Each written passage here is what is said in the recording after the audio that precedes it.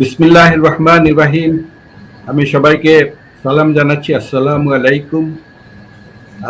আমার আজকে কথা বলার উদ্দেশ্য হলো মানুষের নিরাপত্তা বিষয়ে কথা বলবো। অনেক মানুষ মারা যাচ্ছে এবং আমি এটাকে ভীষণভাবে ফিল করছি যে এরকম হওয়ার কথা নয়। কেন এরকম হচ্ছে?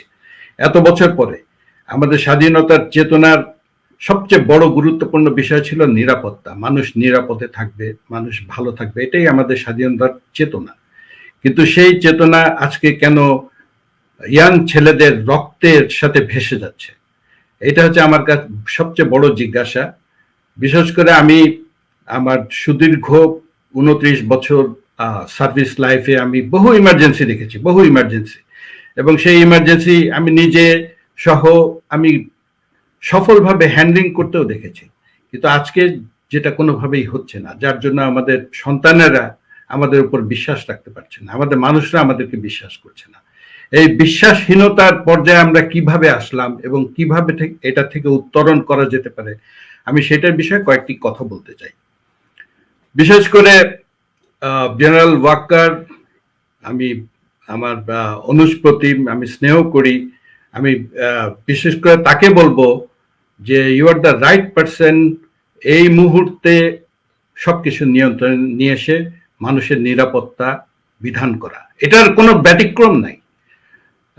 ইফ ইউ রিমেম্বার, আমরা 1/11/2007 একটা সেনা সমর্থিত সরকার কেন হলো?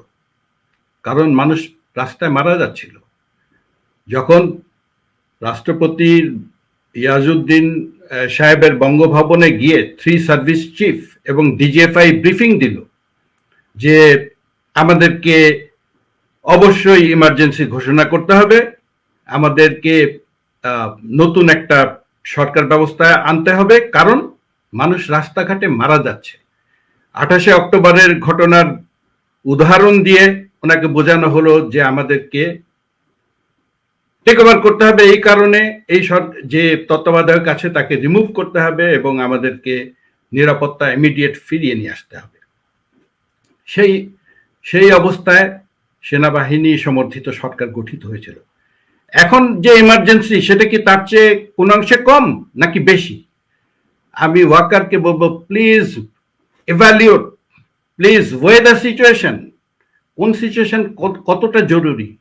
আজকে এ পর্যন্ত 1000-এর উপরে মানুষ মৃত্যুবরণ করেছে রাস্তায়, আর ওই 28 অক্টোবর মারা গেছিল, আমরা দেখেছি, আমরা বিভৎস পিটিয়ে হত্যার দৃশ্য দেখেছি, কিন্তু ক্যাজুয়ালিটির পরিমাণ ছিল কত? Can you measure that? সাধারণ হিসাবেই তো এটা শতগুণ ছাড়িয়ে গেছে। এই অবস্থায় অবশ্যই আমি তোমাকে বলবো যে প্লিজ রিএভ্যালুয়েট এভরিথিং কারেক্টলি। আরেকটা, তুমি তো নিজে জড়িত ছিলে পিলখানার ঘটনার সময়। তুমি 46 ব্রিগেডে ইকুইপমেন্ট নিয়ে পিলখানার গেটে গিয়েছিলে, দেন ইউ রিট্রিটেড। ওখানে আমার কথা হচ্ছে যে ইমার্জেন্সি সিচুয়েশন ইভ্যালুয়েট করার তো বড় একটা ব্যর্থতা ছিল। ইমার্জেন্সি সিচুয়েশনে আমরা যদি, ফর এক্সাম্পল, দুটো শিশু পানিতে পড়ে গেছে, আমি কি সংবিধান খুঁজবো নাকি আমি ইমিডিয়েট পানিতে জাম্প করে আমি আগে বাঁচাবো বাচ্চাদেরকে? কিন্তু আমরা সেই দিন ব্যর্থ হয়েছিলাম, কারণ আমরা পানিতে ডুবে মারা যাচ্ছে এরকম অফিসারদেরকে আমরা ঠিক মতো রেসপন্স করি নাই। একটা ফুল মিলিটারি সিচুয়েশনে সিভিলিয়ান ঢুকে গিয়ে আর্মি চিফদেরকে আটকে রাখলো, অ্যাকশনে যেতে দিল না, এবং যার রেজাল্ট হচ্ছে, এন্ড রেজাল্ট হচ্ছে ব্রুটাল কিলিংস অফ অফিসার্স। এবং আমরা একটা মিলিটারি সিচুয়েশনকে কিভাবে যে ভুল করেছিলাম, সেটা তো ইউ নো, আই নো। আমার কাছে এখনো কর্নেল ইমদাদ, কর্নেল রবিউর রহমানের সেই যে তাদের উৎকণ্ঠা, তাদের মৃত্যু কিছুক্ষণের মধ্যেই হয়ে গিয়েছিল। সেই দিন সকালে আমার সাথে তাদের ফোনে খুব সংক্ষিপ্ত কথা হয়েছিল, অনেক চেষ্টার পর আমি পেয়েছিলাম তাদের অবস্থা জানার জন্য। আমি সেই তাদের কণ্ঠস্বর ভুলতে পারি না। আমি চোখ বন্ধ করলেই দেখি যে তাদের এমন একটা মিলিটারি সিচুয়েশন ছিল যেখান থেকে আমরা তাদেরকে রক্ষা করতে পারতাম বা চেষ্টা করতে পারতাম, হয়তো কিছু ক্যাজুয়ালিটি হতো, কিন্তু এইভাবে বেঘরে মানুষের কোনো কারণ ছাড়া নিরস্ত্র অফিসাররা এইভাবে প্রাণহানির শিকার হতো না। তো and you know very well the situation, কারণ তুমি গেট পর্যন্ত গিয়েছিলে এবং কোন ইশারায় তুমি আবার ফেরত এসেছিলে। বাট এখন যে সিচুয়েশন, আমি তোমাকে বলবো খুব সিরিয়াসলি চিন্তা করে তোমার প্রথম কাজ হবে মানুষের জীবন রক্ষা করা, এবং জীবন রক্ষা করতে গিয়ে যারা জীবন হরণ করছে তাদেরকে তোমাকে নিরস্ত্র করতে হবে। সাধারণ মানুষরা কেন এই বিক্ষোভে ফেটে পড়লো, কেন ছাত্ররা তাদের একটা রাইটফুল ডিমান্ডকে সামান্য কিন্তু, এবং এটা সেটেল হয়ে গিয়েছিল, এটা আবার কেন সারফেস হলো?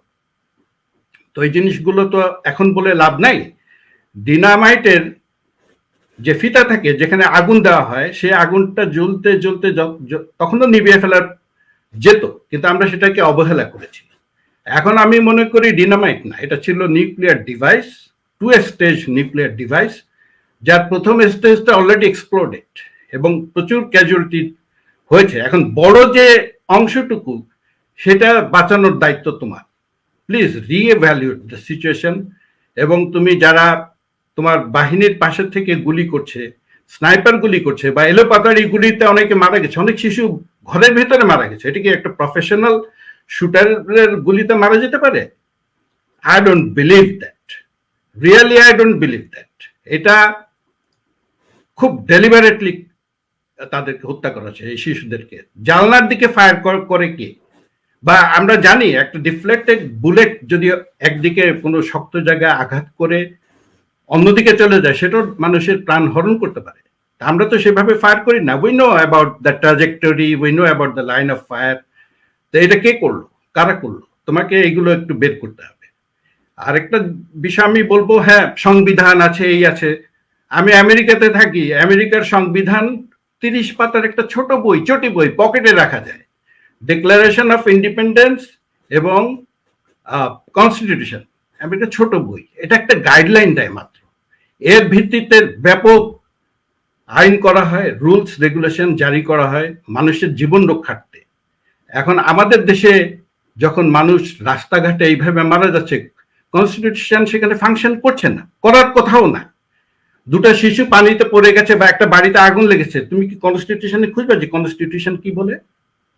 তোমাকে আগে গিয়ে জাম্প করে পড়তে হবে। That's called the doctrine of response to emergency, doctrine of necessity. এখন বাংলাদেশের যে অবস্থা, অবশ্যই ডক্ট্রিন অফ নেসেসিটি অনুযায়ী তোমাকে কাজ করতে হবে। এখানে কোনো সংবিধান কাজ করবে না। সংবিধানটাকে নষ্ট করে ফেলা হয়েছে, সংবিধানকে কখনো প্রফেশনালি দেখা হয় নাই। আমাদের সংসদে এত অপরাধী মানুষের আস্তানা হলো কিভাবে? কারণ সংবিধান এইগুলোকে ঠিক করে নেই। আমরা যখন সেনাবাহিনীতে বা নৌবাহিনীতে যোগদান করি, আমাদেরকে কত ডিটেল পরীক্ষা পাশ করতে হয়। আইসিএসবিতে 3-4 দিন গিয়ে পরীক্ষা দিতে হয়, সাইকোলজিক্যালি আমাদেরকে টেস্ট করা হয়, আইকিউ, কত লিডারশিপ। তো আমাদের তো সংসদে সেরকম করা হয় না। এখন তোমার বস যিনি বা তার বস যিনি, তারা তো এইভাবে সাইকোলজিক্যালি মানে সাউন্ড স্টেটে নাই। সাউন্ড স্টেটে থাকলে একটা শিশুর মৃত্যু দেখেই কিন্তু ওনাদের ভেঙে পড়ার কথা। একটা শিশু গুলি খেয়ে মারা যাচ্ছে, এটা তো ভেঙে পড়ার কথা, কিন্তু ভেঙে পড়ছেন না, বরং ম্যাটেরিয়ালিস্টিক হয়ে গেছেন। ওনারা ম্যাটেরিয়াল ভাঙচুর দেখে কাঁদেন বা দুঃখ প্রকাশ করেন, কিন্তু মানুষের জীবন নিয়ে খুব একটা বিচলিত হতে দেখা যায়নি। এটার কারণ হলো মানুষের আর সেই কন্ট্রোল নাই। প্রজাতন্ত্র আমরা এখন বলতে পারছি না, রাজতন্ত্র বলতে হচ্ছে। এই যার কারণে এই বিষয়গুলোকে ফিক্স করার দায়িত্ব এখন তোমার উপরে। তোমার দিকে জাতি তাকিয়ে আছে এবং তুমি সঠিক অ্যাকশন নাও, ইতিহাসে তোমার নাম লেখা থাকবে, সেইভাবে তুমি অগ্রসর হও। প্লিজ, তোমার আত্মীয় আমি রেসপেক্ট করি, আমি অনেক রেসপেক্ট করি, কিন্তু সব সিদ্ধান্ত কি সঠিক হচ্ছে? এতগুলো মানুষের আমি রক্তের উপরে কি আমি বসে থাকতে পারবো? অফিসে থাকতে পারবো? আমি সেই অফিসে আমার জন্য বৈধ হবে? এই জিনিসগুলো তোমার চিন্তা করতে হবে। ওয়াকারুজ্জামান, আমি তোমাকে বলছি, প্লিজ তুমি এই জিনিসগুলোকে অনেক সিরিয়াসলি দেখো, অনেক। তোমার অফিসার 46 ব্রিগেডের ব্রিগেড কমান্ডার ইমরান, আমরা যতটুকু খবর পেয়েছি, এখন তো খবর চালু হয়ে যায়, চারিদিকে ছড়িয়ে পড়ে অল্প সময়ের মধ্যে। এরকম না যে স্বাধীনতা যুদ্ধের মতো তখন গুজব বাতাসে ভেসে বেড়াতো, মানুষ গুজবকে বিশ্বাস করতে হতো। এত প্রিন্ট মিডিয়া ছিল না, ইলেকট্রনিক মিডিয়া ছিল না, ইন্টারনেট ছিল না, মানুষের কথার উপরে বিশ্বাস করতে হতো। কিন্তু এখন তো তা না। এখন আমরা অনেক দূরে বসে ঢাকার রাস্তায় কি হচ্ছে, কিভাবে মানুষ মারা যাচ্ছে আমরা দেখতে পাচ্ছি। তো তুমি এই জিনিসগুলোকে একটু ইভ্যালুয়েট করো। তুমি একটু দেশের জন্য, মানুষের জন্য, মানুষের হচ্ছে সবচেয়ে আগে, সবকিছু পরে। তুমি এতগুলো মানুষের প্রাণ, তুমি সেনা প্রধান থাকতে মানুষকে তুমি রক্ষা করতে পারবে না, এটা হতে পারে না। আর আমি, যারা রাস্তায় আছেন, আন্দোলন করছেন, আমি আপনাদেরকে পূর্ণ সমর্থন জানিয়ে বলি, নিজেকে রক্ষা করার জন্য সচেষ্ট থাকবেন। যখনই দেখবেন যে গোলাগুলি হচ্ছে, ইনডিসক্রিমিনেট ফায়ার হচ্ছে, মাটিতে শুয়ে পড়ুন। এটা আপনাদেরকে অনেকখানি রক্ষা করবে। এবং আপনারা একসাথে থাকেন এবং যাতে সবচেয়ে কম ক্ষয়ক্ষতির মাধ্যমে যাতে অবজেক্টটা বা আপনাদের উদ্দেশ্যটা সাধন হয়, সেটাই হচ্ছে সবচেয়ে গুরুত্বপূর্ণ বিষয় এই মুহূর্তে। আপনাদের নিরাপত্তাটা সবচেয়ে আগে।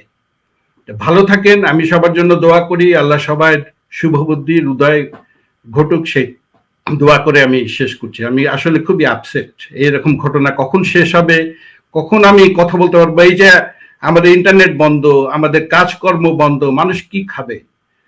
আমরা কি খুব মানে অনেক ধনী এবং আমাদেরকে অনেক প্রাচুর্যের মধ্যে আমরা থাকি? খেটে খাওয়া মানুষদের কথা একটু চিন্তা করেন। এই যে 3 দিন ছুটি এবং কারফিউ, মানুষ যাবেটা কোথায়? তাদেরকে একটু শ্বাস নেওয়ার জন্য সহায়তা করেন। এই বলে আমি শেষ করি। আল্লাহ আপনাদেরকে ভালো রাখেন। আল্লাহ আমাদের দেশকে উন্নতি দান করেন, নিরাপত্তা দান করেন, সেই দোয়াটা করি। আল্লাহ হাফেজ।